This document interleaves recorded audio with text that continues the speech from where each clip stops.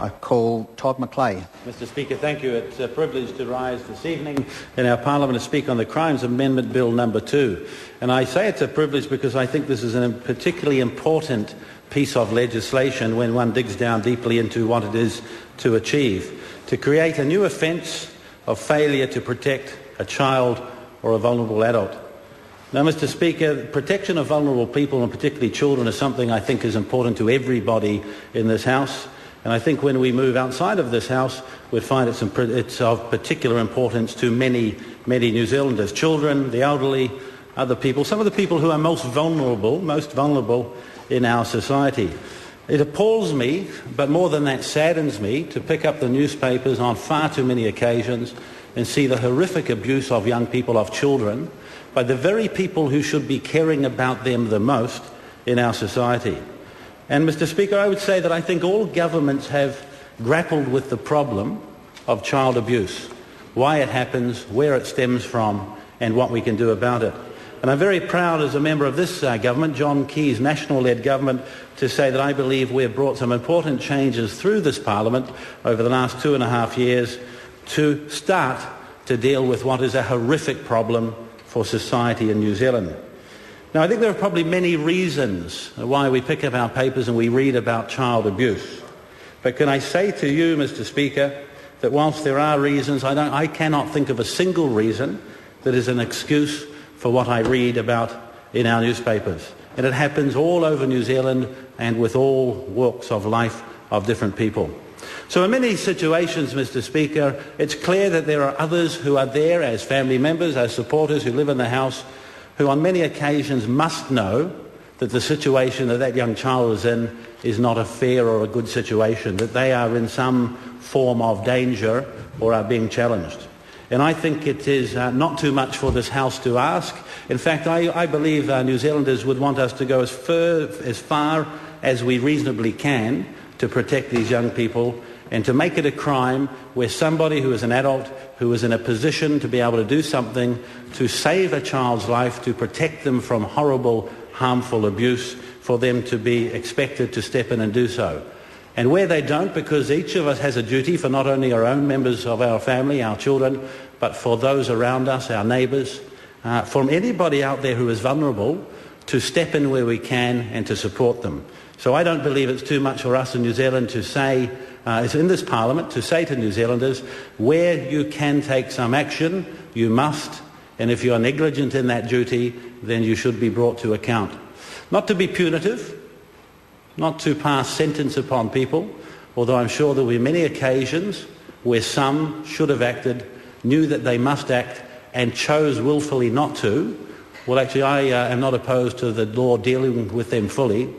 But, Mr Speaker, to send a message to all New Zealanders that child abuse is not acceptable, it's something that none of us want, there is no reason for it, there's certainly no excuse for it, and if you turn a blind eye, then you will be held to account. And if we can spread that message throughout this country, I'm hopeful, in fact, Mr Speaker, I believe that many more New Zealanders will look over the fence, will look at what's happening in the next room or the next bedroom and say it's my duty to stand up for that young, vulnerable person.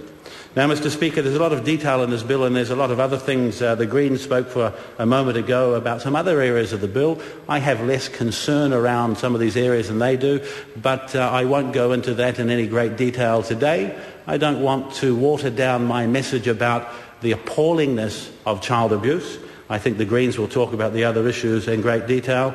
But I also ask New Zealanders from all walks of life, with all experience of this issue, when we get to committee stage and this bill goes to committee, to come forward and let us know their thoughts. Because I think there will be a number of people in New Zealand that say this is a great start, this is putting a line in the sand, it's telling others what we expect, but we have so much further to go as a government, as a party, as a parliament, but also as a society.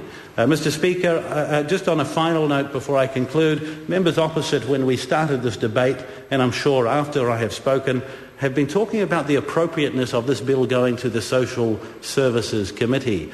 Can I say to members opposite, it's a very hard-working committee. We've dealt with a number of issues around young people and other issues of law. I believe that not only are we capable, we will undertake our duties responsibly. And for some of the members who actually don't sit on this committee from the party opposite, the Labour Party, who have said we're not capable, they do a great injustice to their members of that committee, who I know will join with the government to work as well as we can to make sure that where we can protect young people, we do, because it's our duty and our responsibility.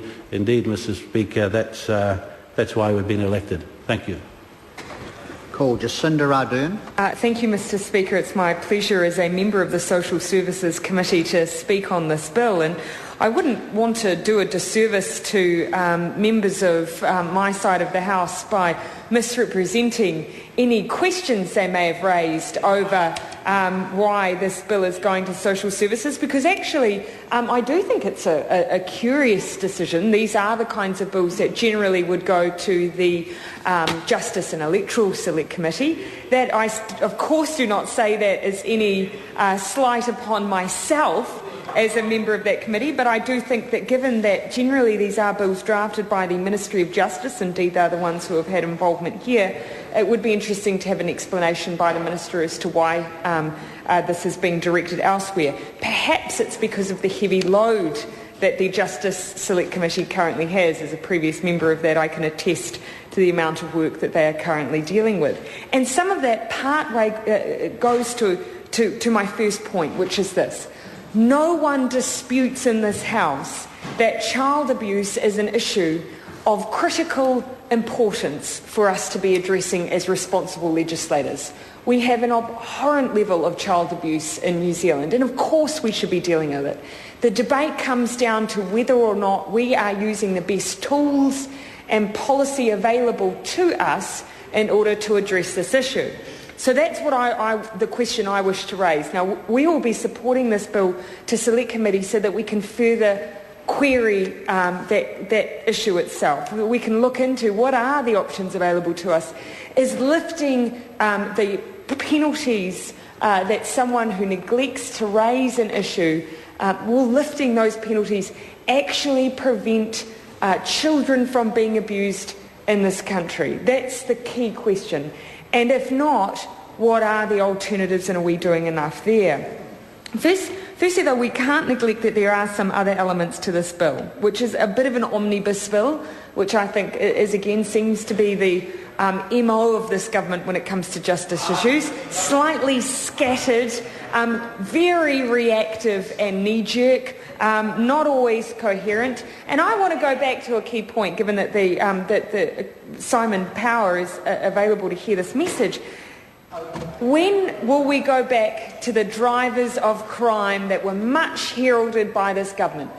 With great fanfare, the government announced that they would finally be looking into the drivers of crime in New Zealand, the things that cause people to offend or cause reoffending. It was a piece of work we were excited by, and it seems to have disappeared into nothing. So I wouldn't mind hearing a little bit more about that in the mix of this omnibus bill. Thanks, though, to the ongoing work that groups like ECPAT and Internal Affairs do around the first issue this bill addressed, and that is sexual grooming. It's an incredibly difficult area to work in. I got a small idea of that when I worked for the Minister of Justice many years ago. And what an incredibly draining, personally stressful and difficult area that those officials work in. So my thanks to them, and of course we should be doing anything we can to support them in the work they do. The second key change in this bill has already been touched on, and that is the idea that under the, I believe it's Section 2 of the Crimes Act, making significant changes, Section 195 of the Crimes Act, previously called cruelty to a child. The maximum penalty is substantially increased by this bill from 5 years to 10 years, and alters that so that those who have the care or charge of children will be liable for being grossly negligent in their standard of care in those circumstances. Now, the point I wish to make is this. If a child is being abused in a family environment, there is a strong correlation, I would wager, between that and potential levels of domestic violence in a family. Now, if that is the case, there are a whole range of services that we should be making sure are available so that those who are in a situation where there is abuse or domestic violence have the best opportunity they can to exit that relationship. Because exit points will be the first thing that they will be thinking about, above and beyond the idea of what kind of prison penalty will I be facing if anyone finds out about the abuse of my child. The first thing they will be thinking about is, how can I exit this situation? What support will I have? Will I be safe?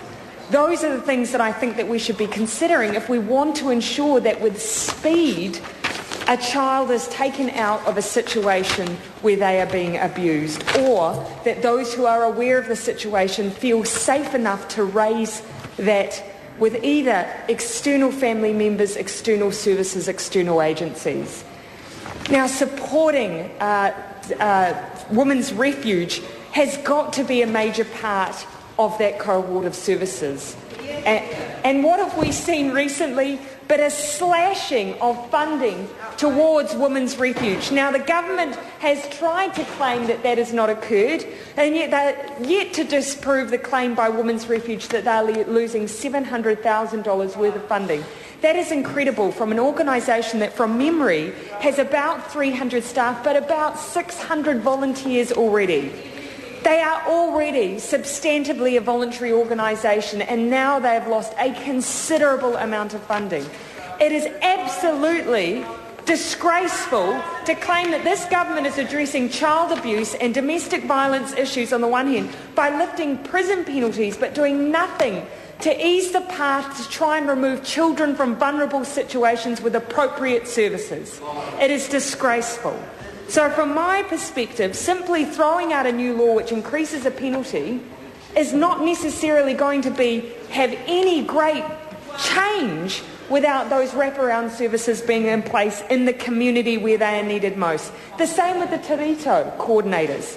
Police, domestic violence advocates, all of them have said these services make a difference on the ground. And instead, we slash those and say we'll increase a prison penalty.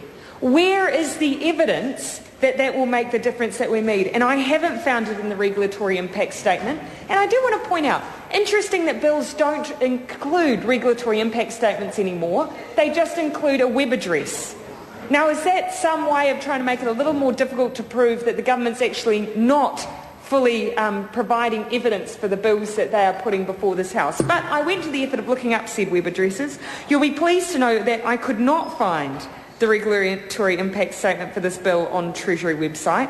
And what I found on the Justice website was a clear point around teenage parents in particular, because the government has made the decision that this will apply to those parents under the age of 18, and I'm not going to dispute that. But the point was made that very little is known about the children who are raised in the care of young parents, and that's somewhere where it strikes me we make a lot of assumptions and some evidence would be useful. But the second point is this bill doesn't include under 18-year-olds who do not have a biological relationship with a child. Now, I query that, and I'd like to hear the Minister point out to us via officials, perhaps at Select Committee or at committee stages, if a de facto happens to be the one who has the knowledge of child abuse and is under the age of 18, surely there should be a level of equality in the way that they are treated in the eyes of the law if they are a de facto. Because as far as I read this, a member is telling me that under a different section of the Crimes Act they will still be, but for consistency's sake, why is there an exemption for an under 18-year-old who has any other relationship other than biological? Well, that's something I'd like to look into further at the Select Committee stages, because I don't think that's overly clear here because of the fact that we've created an exemption within that clause. But I look forward to having that discussion with Mr Mr Chisavaro is at the Select Committee. We always have a good, robust and useful discussion. It's also good to see that the protections for children, though, have been extended to vulnerable adults, and I'd hope that that would include those in aged care. Of course, Labor and the Greens produced a comprehensive report saying that there were issues with neglect and abuse in the aged care industry. This might be a way that we can actually progress that review, because the government seems utterly disinterested in taking that review forward through any other means. So those are the substantive points that I wanted to make on this bill. I look forward to the opportunity to